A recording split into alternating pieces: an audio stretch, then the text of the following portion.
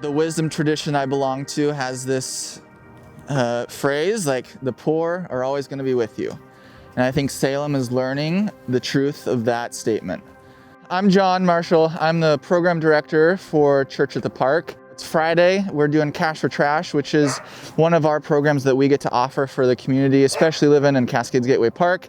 Folks bring trash from their camps or trash that would otherwise be ending up on the streets in Salem. We collect it here in a dump truck, and in return, we offer Walmart gift cards, camping items, things that would be useful for living in an unsheltered reality. And it's a really cool way that we get to just connect with the community, empower and dignify those who are experiencing homelessness, invite them into ownership of their space, and then, of course, provide helpful items for them.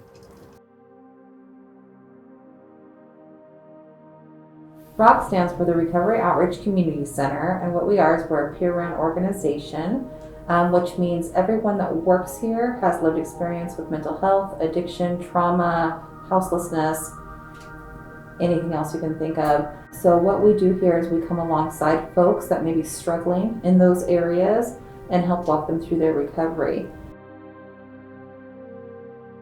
Grace House is a transitional home for women without dependents in their care. We accept women from all different backgrounds, so paroling from prison, fleeing from a domestic abuse situation, coming out of a trafficking situation, straight off the streets, and more. So any kind of background is welcome here. And they work alongside us and our case manager, Kim, towards self-sufficiency. So our end goal is that women leave Grace House and they never return to the streets again. Bold Street Ministries. We're a Christ-centered nonprofit organization. We want people to see people saved, discipled, baptized, and become the one sent. And for us, there is no making distinctions. No human being has any less or more value than another. Everybody truly is equal in the sight of God and in our eyes, and we want to love our neighbors as ourselves every single day. There's so many facets to it. If we were to really lay out everything that the Lord lets us be a part of, we would really eat up a good portion of the rest of our lives. When people go to Arches, they can get access to housing, but they can also get access to this wide range of other supportive services, from day center activities, showers, laundry, mail, haircuts, pet food, all of those sorts of things. And then we have our field work, our outreach work, where we go to camps, we bring supplies, tents, tarps, food, all those sorts of things to people in need. We have mobile showers for people who don't have access to showers. There's an extraordinary amount of work that's going on in the community, and we're very happy to be taking a leading role in it. This isn't really all that hard when you think about it in mathematical terms. I mean, all you really have to do is create a situation where the size of the homeless population is being reduced, even by small amounts over time. So any number that is consistently reduced eventually will reach zero, functional zero. But the problem is it's not being reduced. So any number that's ignored, any number that's being increased will increasingly get us to a point where we have a larger and larger problem. And so that's really the crux of the matter. These are people. You find out their story. Once you sit down and talk to somebody, you might think that you guys are so different. You'll find out there's just so much commonality between people and human beings that you can really just relate, and you can see what happened or where something went wrong or how they grew up differently than you did. Maybe you came from a loving and supporting family. A lot of the folks out there don't have a support system.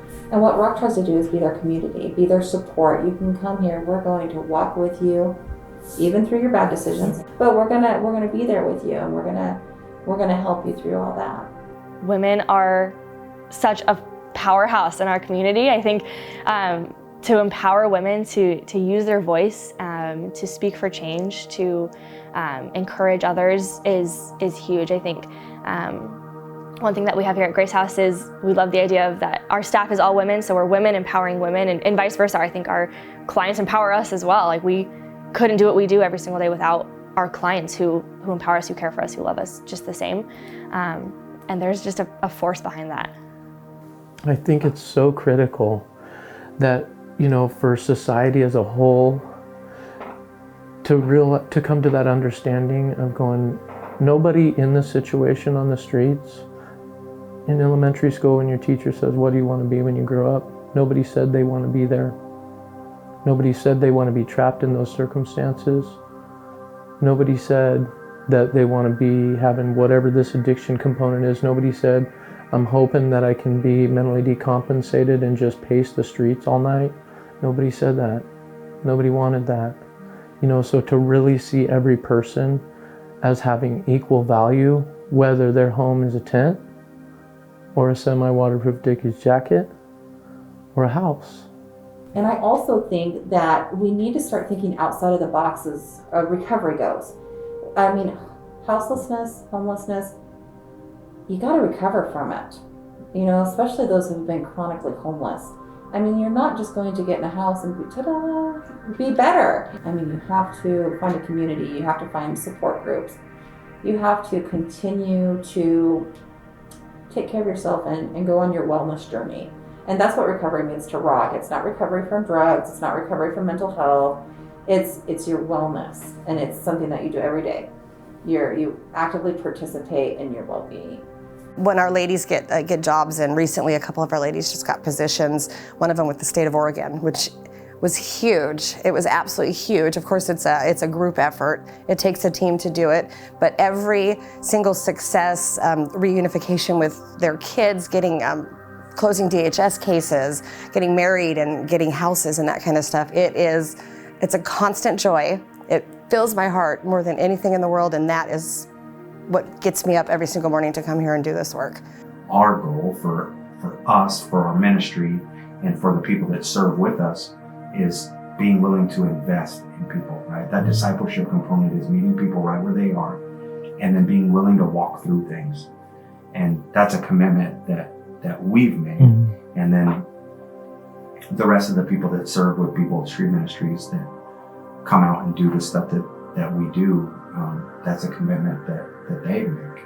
I think to the extent that the business community can continue to advocate for more resources to help those of us who are trying to end homelessness, to the extent that they are willing to use their resources to help us to find new places for small organized camping, to the extent that they can continue to advocate with local government for practical solutions that consider the unintended consequences that are so ripe in this work, and to use their public platform to hold all of us to a higher standard, whether it's government or nonprofits, the social service community generally, is that the business community has a stake in this too, a big stake in this too, and we all need to do better collectively. So we've been able to work with business owners and property owners for a considerable amount of time, and the partnerships have been amazing.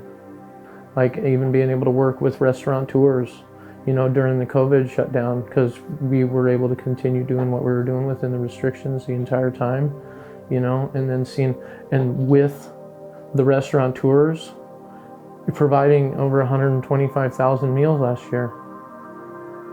Kindness is such an easy thing to offer someone. I became interested in this issue because my father became homeless at one point in time in his life, and he had graduated from high school and voted as the most likely person to succeed out of his class. He was very good in math in particular, and had become a sort of small farmer, but he had developed by the age of 25 a pretty severe alcohol problem, which got worse his entire life.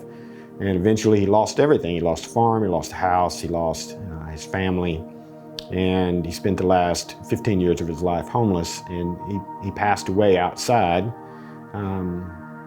in much the same way that he had lived the last 15 years of his life. And later on, looking back, I felt like I'd never done enough to help him in that moment. And so I sort of got interested in this, and I see my father, frankly, in a lot of the clients that I serve on a daily basis. It's difficult at times working with this population because you have to have a pretty thick skin. And there is also some beauty in it when you're working with people who are just in enormous pain for the most part, and who are suffering so much, who have been victims of abuse and traumas, and who have addictions, and who are suffering so much, and who are laying on their backs at night shooting heroin by the stars. Helping those folks get out of that situation gives you a lot of satisfaction. You can see that there is some meaning and some value in a life well spent in service of others I don't want to use the word rescue because people have to save themselves, but by providing a helping hand to individuals whom really have not really had much of a helping hand for a long time. If I'm not here, I don't know anybody else would be. And I don't want anybody to ever have to feel like they're not wanted and they're not loved, because God is my witness, when they walk through that door, that's what they get. At least I can speak for me. They get 100%, probably more than what they want sometimes, but they get the authentic me. They get me. And if I wasn't here, I would hate to think if we weren't here to open that door that day, what would happen to those people that absolutely have nobody else and nowhere else. My invitation for folks who want to serve and want to get involved, whether it's with Church at the Park or anyone else, just to show up and to be and to learn and to understand that those who are experiencing homelessness, the greatest gift we can give them is just to see them and to acknowledge them. I just think keep doing what we're doing in the community. Lift up our neighbors. We're all people. We're all humans. We're all loved. We all have circumstances. We all deal with them differently. One person's trauma is not another person's trauma. So let's use the opportunities when we're going downtown instead of I'm just going to say it, instead of saying negative things and being ignorant to the fact of what's really going on in the streets, let's use that time to educate yourself, if not educate your children. Don't avoid those areas and those situations. Expose your family and friends to those and educate them, because then that can stop that stigma or maybe the fear of what's going on. We want people to get involved because this is not a siloing event, right? This is not an area where we can say, okay, so you do this, and we do this, and you do this, and we're going to stay within our lanes. This is a community issue. It truly is. It's not the community's fault, but as a community, we can come together and fix this. We can make a difference to where other cities throughout the state of Oregon, throughout the United States, and around the world could say, what the City of Salem is doing and did, we want that.